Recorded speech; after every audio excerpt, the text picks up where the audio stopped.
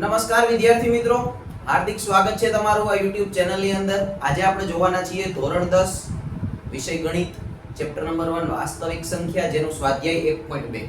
હવે આપણે આના પહેલાના વિડિયોની અંદર આપણે પ્રમેયનો અભ્યાસ કર્યો હતો, પ્રમેય 1.2 અને 1.3 નો, બરાબર. એના ઉપરથી જ આખા બધા દાખલાઓ છે અને મોસ્ટ આઈએમપી પ્રમેય આઈએમપી હતો અને એના ઉપરથી જે દાખલા છે એ પણ આઈએમપી છે અને સેમ મેથડ થી દાખલા થશે, ખાલી તમારે સંખ્યાઓ જ બદલવાની છે.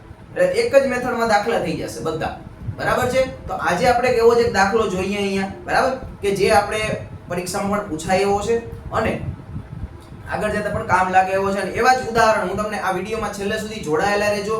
એવા જ હું તમને બોર્ડની અંદર પૂછાય એવા 8 ઉદાહરણ કે 7 ઉદાહરણ હું તમને આપીશ કે જે બોર્ડની અંદર પૂછાય એવા છે ને એમાંથી જ દર વખતે પૂછાય છે. તો છેલ્લે સુધી વિડીયોમાં જોડાયેલા રહેજો. શા માટે? કારણ કે આ વિડીયોની અંદર તમને બોર્ડના આઈએમપી આ ચેપ્ટરના પ્રશ્નો છે એ તમને મળવાના છે, બરાબર છે. ચાલો હવે આપણે જોઈએ સ્વાધ્યાય 1.2 એનો ક્વેશ્ચન નંબર પહેલો. એવું કીધું છે કે ભાઈ સાબિત કરો કે √5 એટલે કે વર્ગમૂળમાં 5 એ અસમય સંખ્યા છે. હું સાબિત કરો. હવે આવું આપણે કોપી પ્રમેયમાં સાબિત કર્યું હતું, તમને ખ્યાલ હોય તો, બરાબર. પ્રમેય જે છે, બરાબર, એનો વિડિયો છે, આ વિડિયોના ડિસ્ક્રિપ્શનમાં તમને મળી જશે, એની લિંક મળી જશે, બરાબર. એટલે ત્યાંથી તમે જોઈ લેજો, દાખલો સોલ્વ કરવો સહેલો પડશે તમને, બરાબર. ચાલો જોઈએ આપણે કેવી રીતે આપણે પ્રોસેસ કરવાની. તો આપણે વિડિયોમાં વાત કરી હતી કે કોઈ પણ વ્યક્તિને સીધો મૂર્ખ કહેવાય નહીં. એટલે આપણે શું કરવાનું, પહેલા એને શું કરવાનું, મૂર્ખના ધીરે ધીરે લક્ષણો બતાવવાના. આને આપણે 5 છે તો એનું લક્ષણ આપણે બતાવીએ √5 ને, બરાબર. ધારો કે √5 એ સમય સંખ્યા છે. આવું જ આપણે પ્રમેયમાં કહ્યું હતું કે ધારો કે કોઈ પણ જે સંખ્યા આપણને આપી હોય કેવી છે, સમય સંખ્યા છે. સેમ આની અંદર પણ √5 કેવી સંખ્યા છે, સમય સંખ્યા છે. હવે સમય સંખ્યા હોય એટલે તમે સંખ્યાને a ના છેદમાં b માં લખી શકીએ આપણે, બરાબર છે. અંશ અને છેદમાં તો આ સાહેબ લખી શકીએ. તો √5 બરાબર a ના છેદમાં b. હાલો આપેલું સ્ટેપ. આગળ હવે શું કરો, b ને કરતા બનાવી દો, સોરી a ને કરતા બનાવી દો. તમે a ને કરતા બનાવો એટલે શું થશે, b છે ભાગાકારમાં છે, એ ક્યાં વયો જાય, ગુણાકારમાં. એટલે b ગુણ્યા √5 બરાબર a આવશે આપણી પાસે, બરાબર. આને ક્યાં જવા દીધો આપણે, અહીંયા.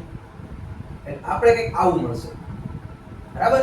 આ જે આપણને b ગુણ્યા √5 બરાબર a મળ્યું છે. હવે આને શું કરો, બંને બાજુ વર્ગ લેતા અથવા તો બંને બાજુ વર્ગ કરતા. હવે જો બંને બાજુ વર્ગ કરો એટલે આપણે શું કરવું પડે, આ સંખ્યાને કૌંસમાં પૂરવી પડે. આને કઈ કૌંસની કઈ જરૂર છે નહીં, બંનેને વર્ગ આપી દો, બંનેને વર્ગ આપી દો, વર્ગ છૂટો પાડો. હાલો, 2 છે, અહીંયા b છે તો b વર્ગ થશે, પછી √5 અને વર્ગ કેટલો થશે તો 5 થશે. કઈ રીતે, તો કે √5 ગુણ્યા √5 બરાબર શું થાય, 5 થાય, બરાબર. એટલે અમે 5 મૂકી દીધા, બરાબર. a વર્ગ એમ રેડી વર્ગ કરતા એટલે સમીકરણ મને શું મળ્યું, તો કે અહીંયા મને મળ્યું સમીકરણ 1 મને મળી જાય, બરાબર. ફરીથી આ સ્ટેપ આપણે જોઈએ, બરાબર. ધારો કે √5 એ સમય સંખ્યા છે. સમય સંખ્યા હોય એટલે √5 બરાબર a ના છેદમાં એનો b વડે દર્શાવી શકું છું. તો કે હા, હવે એમાંથી તમે a ને કરતા બનાવો એટલે b ગુણ્યા √5 બરાબર શું થઈ જાય, a થઈ જાય. આગળ હવે આ જે સંખ્યા મને મળ્યું હતું, જે પદ મળ્યું હતું, એને મારે શું કરવાનું, તો કે એમાં હું બંને બાજુ વર્ગ લઈ લઉં. બંને બાજુ વર્ગ હું લઈ લઉં એટલે મને કંઈક આવું સમીકરણ મળે કે b વર્ગ ગુણ્યા 5 બરાબર a વર્ગ. આવું સમીકરણ મને કંઈક મળે છે. તો એને સમીકરણ નંબર 1 નામ આપી દો. હવે આપણે, તમને ખ્યાલ છે પ્રમેય 1.2 એમાં આવ્યું હતું કે a વર્ગ એ 2 વડે વિભાજ્ય છે, જ્યારે a હોય એ 2 વડે વિભાજ્ય હોય, બરાબર. આવી આપણે સંખ્યાઓ પણ લીધી હતી, 3 ને 9 ને 4 ને 8 ને એવી બધી, બરાબર. કે શું કીધું, a વર્ગ હોય તો 2 વડે વિભાજ્ય હોય ને a હોય એ 2 વડે વિભાજ્ય હોય જ, બરાબર. જે વર્ગ વિભાજ્ય હોય ને એની સંખ્યા હોય એ વિભાજ્ય હોવાની જ છે. આવો આપણે પ્રમેય 1.2 ઉપરથી આપણે અભ્યાસ કર્યો હતો, બરાબર. હવે જોઈએ હવે આગળ શું કરવાનું, તો કે કોઈ ગમે એક પૂર્ણાંક c માટે a બરાબર 5 ગુણ્યા c લેતા. હવે જો આ √5 ચાર જગ્યાએ બીજી કોઈ પણ સંખ્યા હોય તો અહીંયા પૂર્ણાંક શું લેવાનો, 5 ની જગ્યાએ અહીંયા જે સંખ્યા હોય એ લઈ લેવાની, બરાબર. ધારો 6 છે, 8 છે, 10 છે, 12 છે, 15 છે, જે બી હોય એ લઈ લેવાનું. a બરાબર 5 ગુણ્યા c લેતા. હવે જો આ કિંમત ક્યાં મૂકશો તમે, તો કે આ સમીકરણ કેટલામું છે, 1, એની અંદર તમે આ કિંમત મૂકી દો. હાલો મેં મૂકી દીધી, જો b વર્ગ ગુણ્યા 5 બરાબર એની જગ્યાએ હું મૂકી દઉં છું 5 ગુણ્યા c નો વર્ગ મૂકી દઉં છું. મેં કાઈ નથી કર્યું, ખાલી સમીકરણ 1 માં આ કિંમત મૂકી છે. શું કર્યું છે, સમીકરણ 1 માં કિંમત મૂકતા મૂકી દીધી મેં કિંમત. સાહેબ તમે કીધું મુકાઈ ગયું. હાલો આગળ તો અમે સમીકરણમાં કિંમત મૂકો, b વર્ગ એમ નંબર 5 ના 5 એમ નંબર બરાબર 5 નો વર્ગ કેટલો થાય, 25 થાય, બરાબર. c નો c એમ નંબર ડન.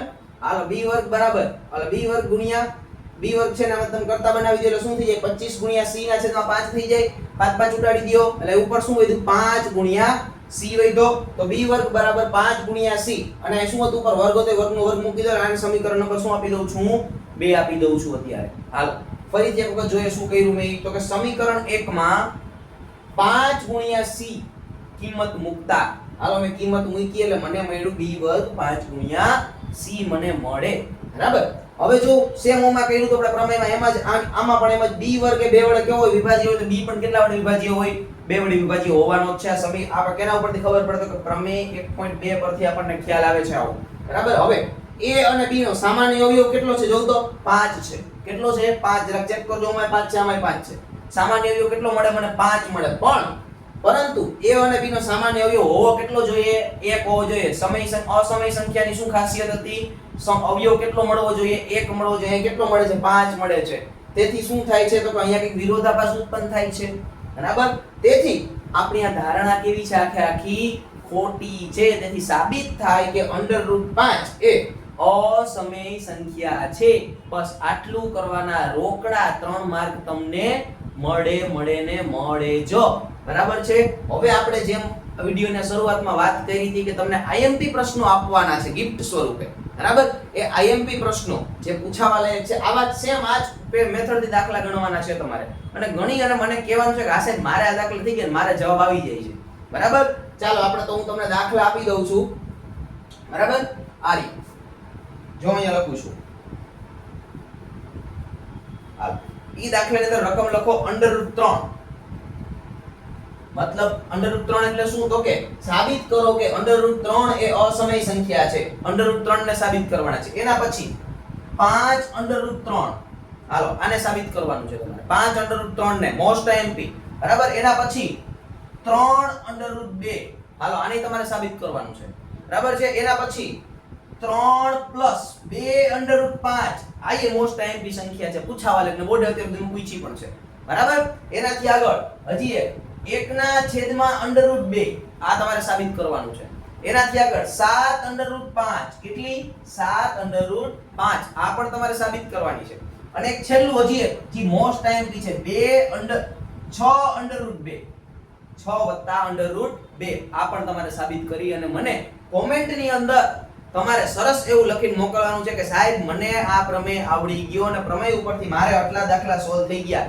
આ બધાય દાખલા બોર્ડની અંદર કેવા છે આઈએમપી પૂછાય એવા જ દાખલા છે આ ચેપ્ટરની અંદરથી અહીંયાથી જ હશે ગેરંટી બરાબર છે કારણ કે અત્યાર સુધીમાં બોર્ડે અહીંયાથી જ પૂછ્યું છે આટલી સંખ્યાઓમાંથી પૂછે છે બીજી કોઈ નવી સંખ્યા આવતી નથી બરાબર છે તો તમારે મને કોમેન્ટની અંદર આનો જવાબ બધાનો જણાવવાનો છે